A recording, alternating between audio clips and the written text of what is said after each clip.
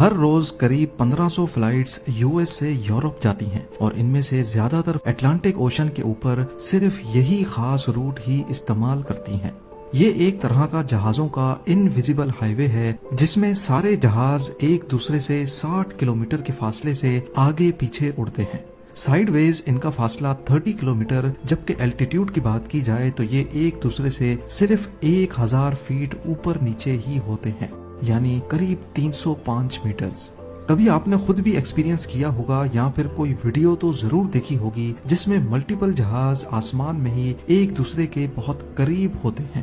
ایسا خاص طور پر یو ایس سے یورپ کی فلائٹس میں دیکھا جاتا ہے جس میں اس انویزیبل ہائی وے کو استعمال کیا جاتا ہے۔ پر سوال ہے کہ جب پورا آسمان خالی پڑا ہے تو پائلٹس یہاں ایک دوسرے کے قریب رہ کر انتہائی رسکی سچویشن میں صرف اسی خاص روٹ کو ہی استعمال کیوں کرتے ہیں؟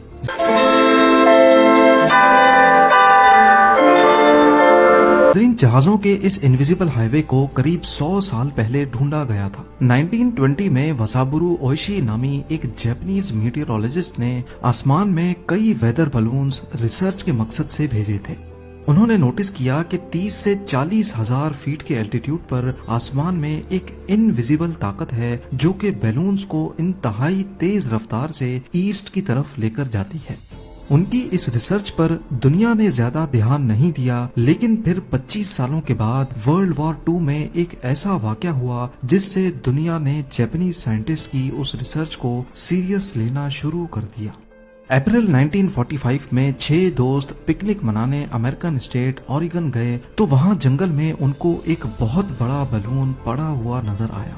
انہوں نے ایکسائٹمنٹ میں آ کر اس کو گھسیٹ تو لیا، لیکن ان کو کیا معلوم تھا کہ اصل میں یہ کیا خطرہ مول لینے جا رہے ہیں۔ اس بیلون میں بوم لگا ہوا تھا جو ہلنے جلنے سے پھٹ پڑا اور 6 کے 6 دوست جان سے ہاتھ دھو بیٹھے۔ پورے یو ایس میں اس قسم کے کئی اور انسیڈنٹس بھی رپورٹ ہوئے۔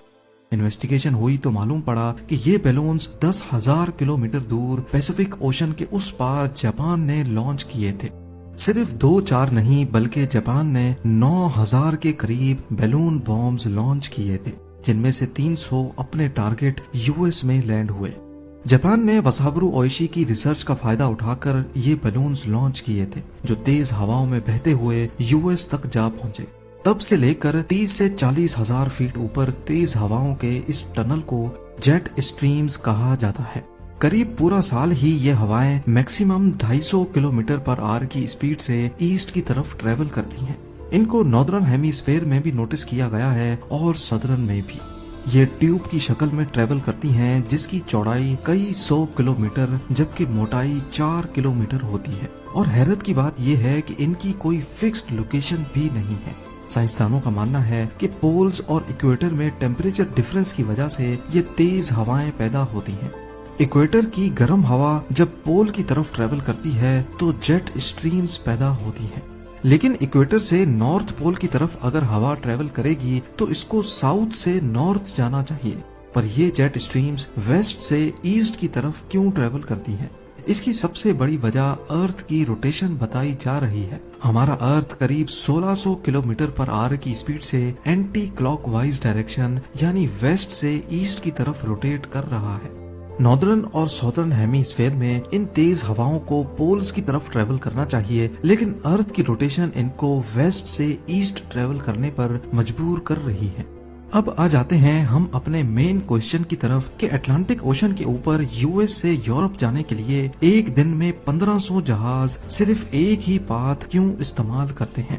1952 میں ایئر لائن پائلٹس نے جیٹ اسٹریمز پہ دھیان دینا شروع کیا تھا۔ جس طرح پیسیفک اوشن کے اوپر بھی جیٹ اسٹریم پائی جاتی ہے، اسی طرح یو ایس سے یورپ کے سفر کے دوران اٹلانٹک اوشن کے اوپر بھی جیٹ اسٹریمز موجود ہیں۔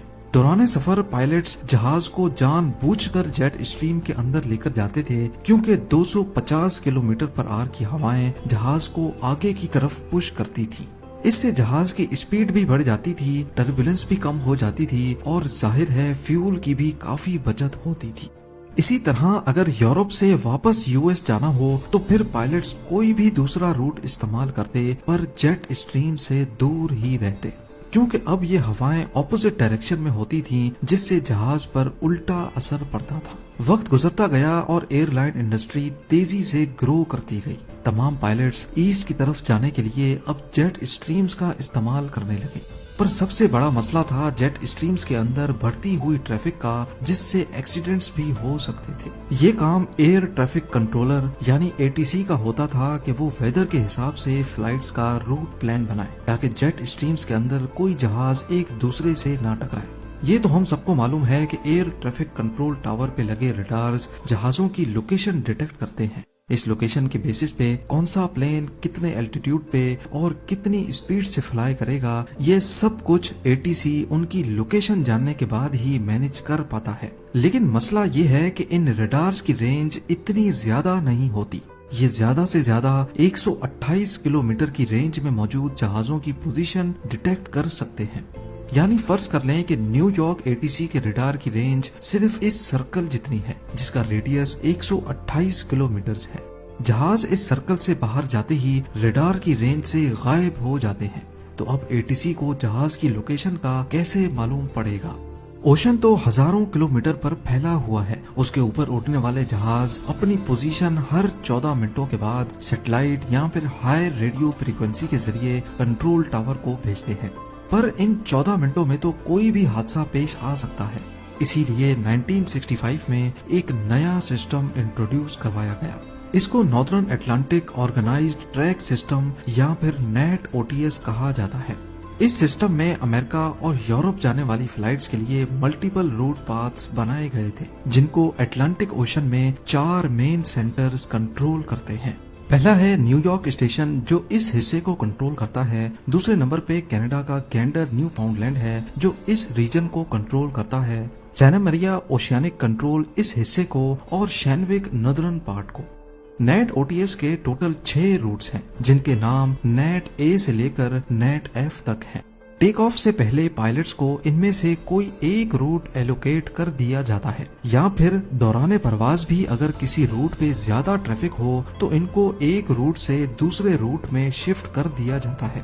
یہ روٹ خاص طور پہ ایسے بنائے گئے ہیں جس سے ٹریفک اسپلٹ ہو جائے اور یورپ جانے والے جہازوں کو ٹیل ونڈ مل سکے۔ ٹیل ونڈ اس کو کہتے ہیں جو جہاز کے پیچھے سے آ کر اس کو پش کرتی ہے۔